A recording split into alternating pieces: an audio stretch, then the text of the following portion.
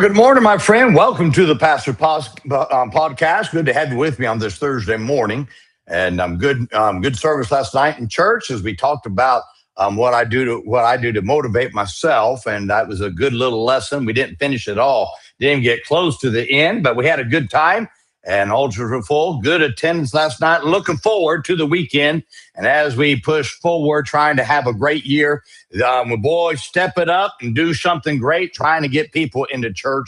I hope wherever you are that you're striving to have a great year in 2026. The hope of our nation is always in the church, and I hope that that's what you're doing wherever you are. Well, today, let's look at Revelation chapter 3, verse 2, when God says, "Be watchful and strengthen the things which remain that are ready to die, for I have not found thy works perfect before God." Now, when God addressed the church of Sardis, he cautioned this church to strengthen the things which remain that are ready to die. Now, this church became focused on one thing and let the other things die. That's what happened.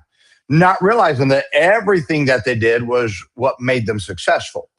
Now, God commanded this church to look at what was lacking and work on it so that it doesn't die. So one of the great keys of the ministry is balance. Throughout my life, I have watched churches fall for the latest fad in Christianity, only to allow the rest of the ministry to die. Now, I remember when the Christian school became the great focus of every church. Yeah, but, you got to start a Christian school. That's going to build the church, and it didn't. They started Christian schools to keep the children out of the public schools. But the problem was that many of these churches stopped their focus on reaching the lost, and they died because their whole focus was on the Christian school. I watched churches that got avid for soul winning. They were focused on soul winning, following up on those they lead on, and only to struggle eventually to give up on soul winning because they did not follow all of the Great Commission to win people to Jesus Christ, get them baptized, and then train them to be sent out. You see, I watched churches. In my life, I've watched this. I watch it. They got excited about Christian schools. I've watched them get excited about soul winning, and then baptism, and then you have discipleship, and everybody is kind of one or the other. Now, balance is necessary in life so that we don't allow good things in our ministries to die. A good pastor, well, let me tell you what he will do. He'll constantly survey his ministry to see which area is lacking. Then he'll give attendance to that one area so that it does not die. He must also not neglect the other areas of the ministry so that they don't die. It's a balancing act. It takes balance to make the ministry work. I remember when I was a boy, every once in a while they'd have these high wire walking people. They'd be walking through these buildings. They had that high wire, and they're walking on this little cable right there. And they have this balance bar, and they're going back and forth just a little bit here and there, just to try to keep themselves from falling. Now, that's what you're doing in life, and that's what you're doing in the ministry. A little bit more weight here, a little bit less weight over here. And then all of a sudden, we got put more weight over on the left side, and then a little bit less weight on the right side. You see, living the balanced life is a key, not only for ministry, but for life, for business, for everything that we do. So let me share a couple of thoughts with you. First, be watchful of your ministry and life to be sure that nothing is dying. So we cannot be passive about the ministry and life and be balanced at the same time. So we've got to be vigilant. We have to be honest with ourselves about looking about what is beginning to die. Don't lie to yourself. Now, the worst thing you can do is lie to yourself, because if you do that, it's going to die. Well, it's not really. No. If it's dying, you've got to give it. Okay. Somebody could drop over my office with a heart attack. I said, well, they're not dying. I think they're going to catch. Now, that'd be the dumbest thing in all the world. I've got to get over there and help them immediately. Same thing in the ministry and in your life. When you be honest with yourself, and when you see something is dying, then you've got to stop and you got to address it. Second, strengthen the areas that begin to wane. So if you wait until something dies to rebuild it, you'll lose what you have. Can't do that.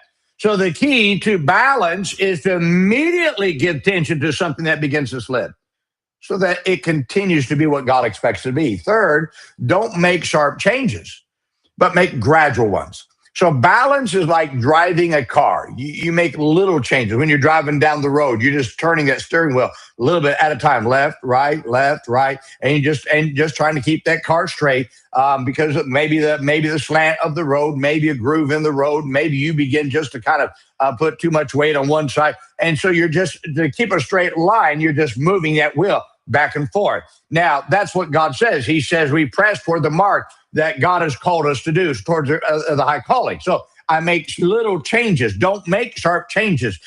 Too many people are turning the wheel and they're wrecking the whole ministry or wrecking their whole life. No. Little changes, small corrections to those areas that are weakening so that they stay strong. Fourth, don't give up on the one who let the other live to let another live. So we don't allow ourselves to get enamored with one thing. All things God commands us to do are essential. I've watched preachers go to conferences. They get wrapped up in one thing, and then they let everything else die. You can't. You got to do it all. My friend, if you start something, don't quit doing what has brought you this far. The key to balance is adding and not quitting, and little changes here and there. Adding allows you to do more, but be watchful of the other things. You start a new ministry. Everybody gets excited about the new ministry, but we can't stop the others because the new one's there. We have to do them all. So you start a bus ministry and everybody gives their attention to the bus ministry. Then your driving crowd dies. Then all of a sudden you jump back over the driving crowd and don't give any attention to the bus. Then the bus ministry dies. You've got to give it all attention. Now, certainly some things you give more attention than others at certain times, but you always got to give everything the balance it needs. One of the greatest things that I do here, and it's not an easy balance. I see something over here starting to maybe a bus ministry starting to drop a little bit. And I'll go to my bus director and I say, Brother Shane, we need to have a big day to kind of help the bus ministry there. Then we have maybe a night service that's starting to drop a little bit. And I say, hey, we'll plan something on Sunday night to make sure we get people back in. Then maybe Sunday school is beginning to drop. And I say, we got to do something to really drive up the Sunday school numbers. And then all of a sudden the driving crowd begins to drop. So let's do a push for the drive-in. And I'm constantly going a little bit around in circles. That's just the way it is. You ever see those guys that have those plates and they're and on different things and they're spinning one at a time, just going around, just spinning those plates? That's exactly what we do in the ministry. We're just kind of giving a little bit of a spin to every plate and making sure they all keep on going. And that's the secret to life. Don't forsake one to get to the other. Get them all done. Focus on them all a little bit at a time. And the balance of life and the balance of the ministry is what keeps it going and what allows you to do more for Jesus Christ. Let's not become lopsided in one area. Let's get focused on what we need to do. Stay balanced. My friend, you can reach more people for Christ by being that way. I hope this is a help to you today. Now, let's remember today, be good to everyone. Everyone's having a tough time.